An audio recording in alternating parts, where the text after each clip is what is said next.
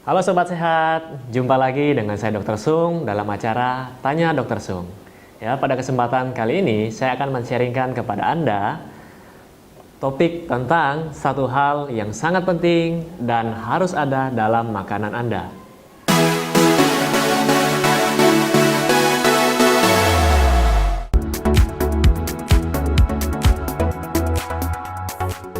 Oke, jadi Sobat Sehat, satu hal yang penting tadi itu adalah protein, ya.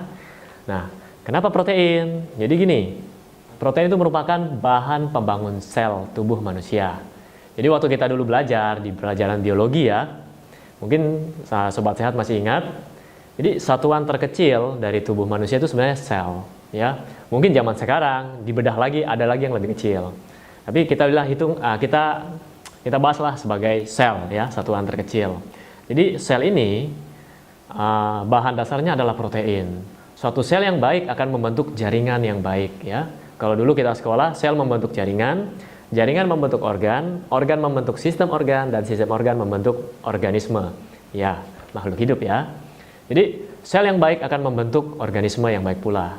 Dan sel yang baik pasti membutuhkan protein. Nah, kemudian protein ini sendiri artinya itu kalau dari bahasa Yunani disebut protos. Artinya adalah yang paling utama. Kenapa yang paling utama? Karena protein menempati urutan kedua terbesar dalam tubuh manusia setelah air.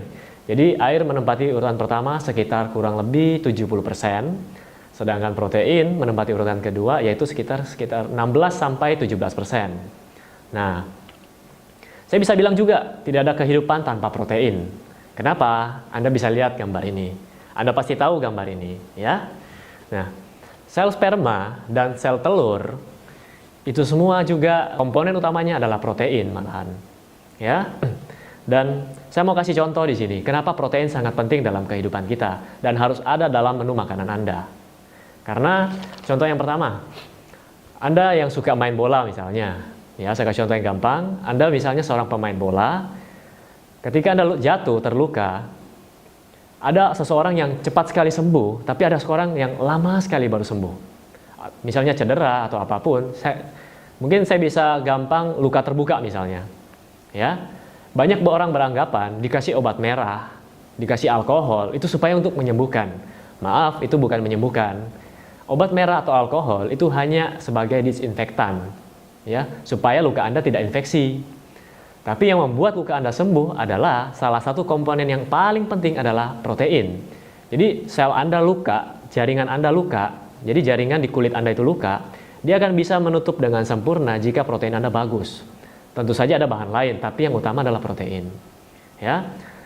Kemudian yang kedua, contoh kulit. Ya.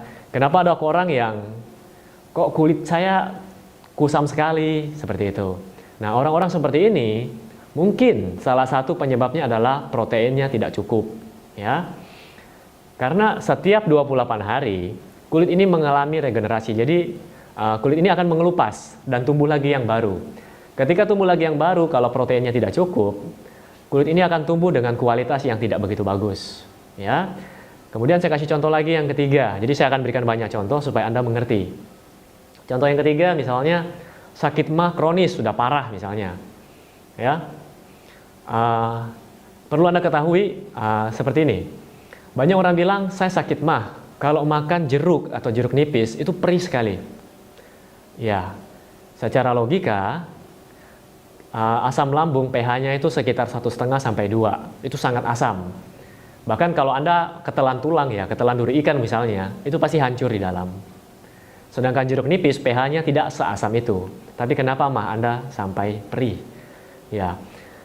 Saya logikakan misalnya mah Anda luka seperti pada gambar di sini, luka, ya. Sama dengan jaringan kulit kaki Anda misalnya tadi yang luka saat bermain sepak bola, luka, cuman Anda tidak kelihatan. Anda beli obat, misalnya diresepkan dokter, beli obat sakit mah. Obat sakit mah itu hanya menetralkan asam lambung Anda. Ya, apapun jenis obat sakit mahnya, obat ini hanya menetralkan asam lambung tadi. Jadi seolah-olah mah Anda sembuh. Tapi 2 minggu kemudian atau sebulan kemudian kok perih lagi saat makan yang sedikit kecut atau sedikit asam. Berarti mah Anda belum sembuh. Bagaimana caranya biar sembuh? Misalnya Anda ke dokter, saat dokter meresepkan obat sakit mah, itu untuk mengurangi gejala Anda sakit, dan dokter pasti berpesan, Pak, Dek, Bu, makan yang bergizi ya. Mungkin Anda bisa lihat di video saya sebelumnya, saya sudah bahas itu. Ya. Jadi dengan protein yang baik, protein Anda cukup, luka di lambung Anda akan segera sembuh. Tidak perlu butuh waktu sampai bertahun-tahun, itu butuh waktu cepat. Ya. Kemudian saya bisa ibaratkan protein itu seperti sebuah batu bata kalau kita mau bangun rumah. Ya. Mungkin Anda bingung, protein dalam tubuh ini fungsinya seperti apa sih? Oke, mungkin kalau bangun rumah, Anda bisa bayangkan sebuah batu bata, bukan sebuah batu bata, kumpulan batu bata. Jadi saat kita bangun rumah, kita menyusun batu bata. Ya. Jadi sama, saat menyusun tubuh manusia, komponen batu bata ini adalah protein. Bisa enggak rumah ini selesai kalau batu batanya tidak cukup? Ya mungkin bisa. Sedikit dipaksakan, mungkin pasirnya lebih banyak atau semennya lebih banyak. Tapi rumah ini kualitasnya tidak bagus. Sama dengan manusia, sama dengan makhluk hidup, kalau proteinnya tidak cukup, maka ya sistem kekebalan tubuhnya dia akan turun. Mungkin kulitnya kusam. Ya. Kok kuku saya gampang patah? Luka saya kok sulit sembuh. Nah, ini semua adalah peran protein dalam tubuh kita. Ya.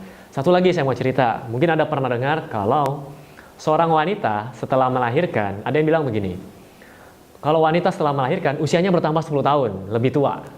Ya. Makanya wanita takut sekali kalau kalau saya hamil nanti bagaimana? Nanti tambah jelek dan sebagainya. Kalau protein Anda cukup, Anda tidak perlu khawatir tentang masalah itu, ya. Nah, berapa sih protein yang dibutuhkan oleh tubuh kita? Cukupnya seberapa sih? Setiap orang berbeda. Ya. Seorang yang kerjanya di kantoran dan seorang yang kerjanya kuli bangunan dan sebagainya pasti akan berbeda. Saya akan memberikan rumus yang paling gampang, yaitu sekitar 0,8 sampai 1 gram setiap kilogram berat badan Anda. Jadi contoh, seorang yang bekerja di kantor berat badan 60 kg, saya menggunakan rumus 1 gram setiap kilogram berat badan. Jadi orang tersebut membutuhkan sekitar 60 gram protein hariannya. Ya. Dalam kondisi dia mengalami luka misalnya, dia akan membutuhkan protein yang lebih daripada itu. Anda boleh konsultasikan ke dokter Anda untuk masalah tersebut. Tapi untuk protein harian Anda boleh mengalihkannya dengan 1 gram setiap berat badan Anda. Oke. Semoga informasi tentang protein ini dapat memberikan wawasan bagi Anda.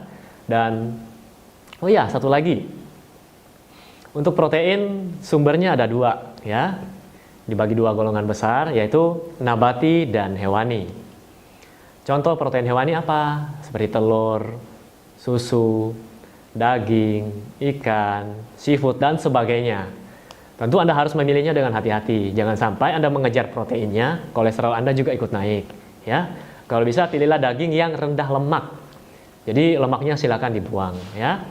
Kemudian kalau Anda seorang vegetarian atau vegan, Anda boleh memilih protein yang base nabati ya.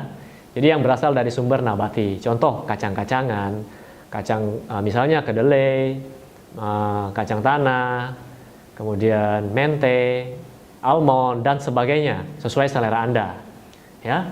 Dan Anda bisa mencari setiap gramnya mengandung berapa gram protein, ya.